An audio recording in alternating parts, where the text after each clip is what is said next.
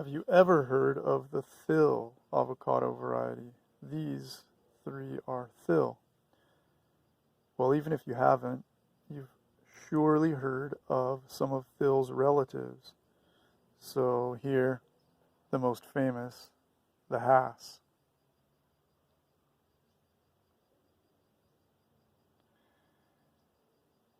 And then we've got the Gwen, the Lamb, the Gem, all relatives of Thille. Have a look at the variety from the outside. This is a Thille. It's almost hard to tell from a Gwen, right? The main difference is it has a slightly pointier top or a slightly more bulbous bottom. This one especially exemplifies it. Like Gwen, Thille stays green when it's ripe. Unlike Gwen and unlike Hass, it gets a little bit of russeting on the skin sometimes, especially down toward the bottom end, especially later in its harvest season or maturity season. And also, you'll notice maybe on this one a little bit, you see the shriveling of the skin up near the stem end? That's a quality of Thille. It's also a quality of Gwen that Gwen inherits from Thille. So, let me, before I cut open a Thille, let me cut open this Hass for you.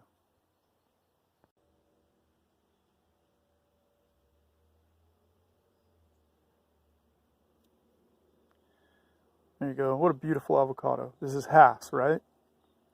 Smallish seed, lots of color, medium thick, medium thin skin, no fiber.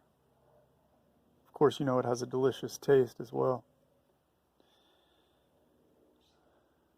So, about 1946, J. Nicholas Thille, who went by Nick, planted a seed from a Hass up in Santa Paula in Ventura County. And out came the Thille. Originally, he planted many seeds of Hass, and this particular variety was originally called Hass number 4, and then it was called Thille number 4, and then it got the name just Thille. Why did he like it? Why did he select it? I don't know. If I had to guess, I would say because it was similar to Hass, but it had green skin, which was a desirable quality back then, because Fuerte was the most popular variety, and Fuerte had green skin, and people didn't like black-skinned avocados very much because they looked rotten. So maybe that's it. Anyway, Nick Thille died in 1958, unfortunately. It was in 1959 that his brother, who farmed with him, Albert, registered this variety with the California Avocado Society. Let's cut open a Thille.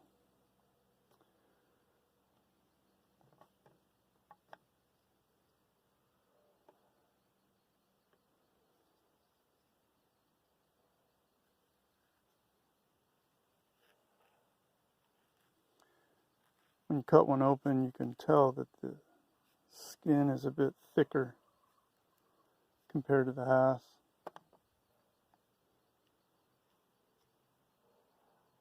There you go. What do you think? Let me put that Hass back.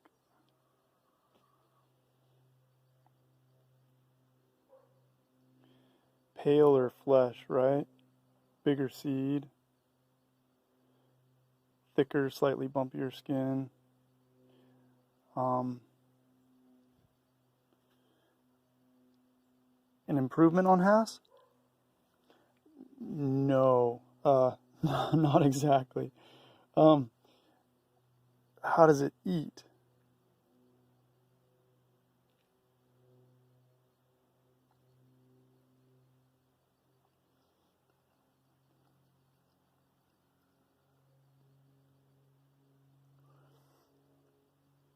Um, what I like about Thille is its firm texture, which is similar to Gwen's texture. I really appreciate that. It's a little firmer than Hass. I also like that it has high oil.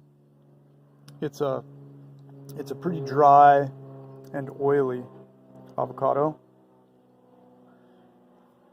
The flavor is a bit on the bland side.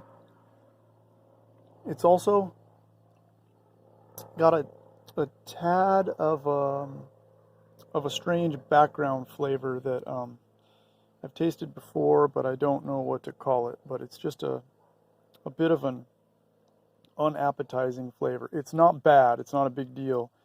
And you can make an awesome guacamole with it. But it's not the kind of thing that you want to just, eat out of the shell like a Gwen, say, or even a Hass, but especially a Gwen.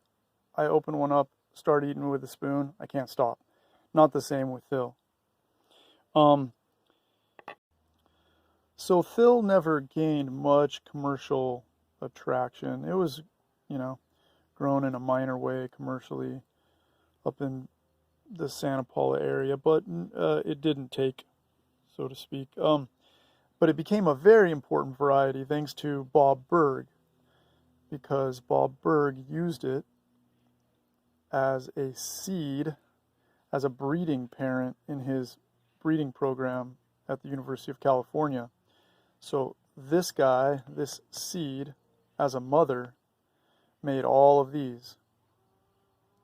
Not this one. The seed of a Thille, planted in 1963, produced Gwen.